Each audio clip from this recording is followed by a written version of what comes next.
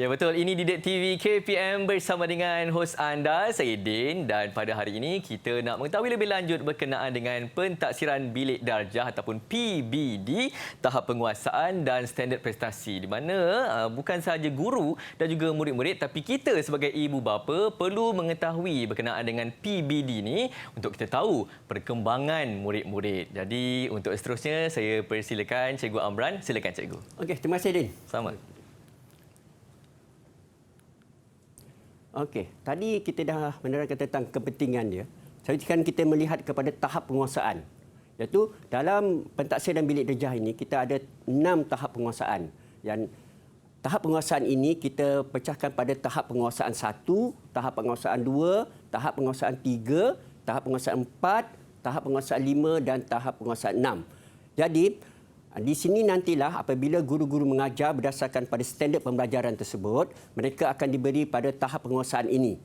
Tetapi kita kena ingat, murid kita pelbagai kebolehan. Jadi kita telah cuba menetapkan tahap minimum pada TP3. Tetapi kena ingat pada ibu bapa dan pada guru, tahap 3 itu bukan kita letakkan tahap itu semestinya letak tahap 3. Tidak. Kalau murid itu tidak mencapai kepada kemahiran tersebut, mereka boleh diberi tahap 1 dan tahap 2. Tidak ada masalah. Memang tidak ada masalah. Cuma tahap 3 itu untuk memastikan intervensi yang kita buat, kita boleh laksanakan sekurang-kurangnya kita berusaha dalam 1 tahun persekolahan itu, murid dapat tahap 3, iaitu tahap minima itu. Jadi ini yang kita kena buat. Tetapi pada masa yang sama, kita kena juga lihat pada murid yang berada pada tahap 4, tahap 5 dan tahap 6. Kerana mereka juga perlu diberi intervensi. Sebab supaya murid yang berada pada tahap 4, kita buat intervensi supaya mereka boleh pergi kepada tahap 5. Dan budak yang pada tahap 5 boleh pergi ke tahap 6. Itulah yang kita katakan PBD tadilah, kita mengesan perkembangan murid itu, dan perkembangan murid itu kita kesan secara berterusan sepanjang tahun. Jadi ini yang kita katakan faedahnya pentaksiran bilik darjah. Kita tidak menilai mereka berdasarkan kepada keputusan, tetapi kita melihat kepada perkembangan murid itu sendiri.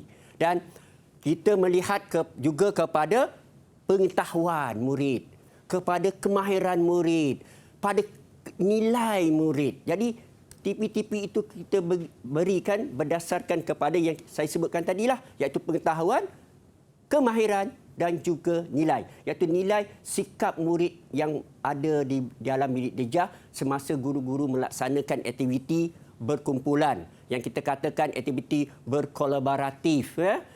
Dan kita melihat juga pada komunikasi murid. Kita juga melihat kepada pemikiran kreatif dan kritis itu tadi. Yang kalau para guru dah jelas sekarang pada guru yang kita dalam konsep 4K 1N itu sendiri, iaitu N itulah yang kita akan titik beratkan dari segi nilai tersebut. Jadi dalam PBD ini tahap penguasaan itu adalah sangat penting kepada murid-murid kita. Okey, jadi apabila kita nak menentukan tahap PBD itu tahap keseluruhan, kita akan melihat kepada, kita akan selesaikan satu kelompok bidang. Satu kelompok bidang ataupun tema ataupun kemahiran. Sebab setiap mata pelajaran tersebut, kalau contohnya saya melihat kepada bahasa Melayu, kalau dalam bahasa Melayu, kita melihat kepada kelompok kemahiran.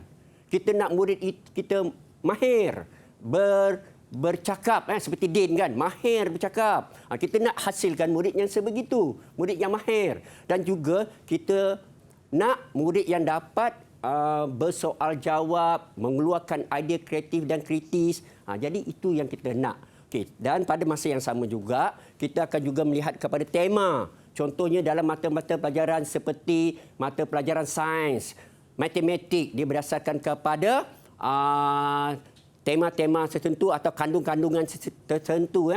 Contohnya nombor bulat, dia kena kuasai itu. Jadi selesai sahaja mereka mengajar pada satu kelompok, satu tema ataupun satu kemahiran tersebut, barulah tahap penguasaan itu diberikan kepada murid tersebut sepanjang tahun, dan tahap penguasaan itu boleh berubah, boleh berubah mengikut kemahiran ataupun mengikut ilmu yang mereka dapat. Okey, seterusnya inilah penyataan pada tahap penguasaan. Mari kita tengok tahap penguasaan 1, iaitu murid tahu perkara yang asas. Kalau kita lihat kepada yang ke tahap penguasaan 2, murid menunjukkan kefahaman. Okey, tahap penguasaan ketiga itu murid boleh menggunakan pengetahuan itu, dan pada yang 4 dia boleh mengguna pengetahuan dan melaksanakan. Nampak tak ada perbezaan-perbezaan antara tahap 1, 2, 3 dan 4, dan pada tahap 5 dia boleh melaksanakan kemahiran itu, dan pada tahap 6 dia dah menjadi contoh. Jadi ini yang kita perlukan kepada murid kita. Murid kita inilah pemimpin masa hadapan. Kita nak murid kita berpengetahuan ni dicontohi dan mereka dapat menerapkan nilai-nilai yang baik dalam PBD yang kita laksanakan dalam bilik darjah. Okey, Din. Baik, terima kasih juga Amran. Saya mahir berkomunikasi sekarang ni pun hasil daripada didikan cikgu di sekolah saya dulu. Terima kasih Cikgu Amran. Dan sekarang ni saya dapat rasa yang ada ibu bapa yang sedang menonton rancangan kita pada hari ini cuba nak menghubungi cikgu sekolah anak masing-masing, nak tahu anak saya tahap penguasaan dia berapa cikgu. Itu yang pentingnya PBD. Itu yang kita nak tahu lebih lanjut pada hari ini. Jadi teruskan bersama dengan kami di Didik TV KPM.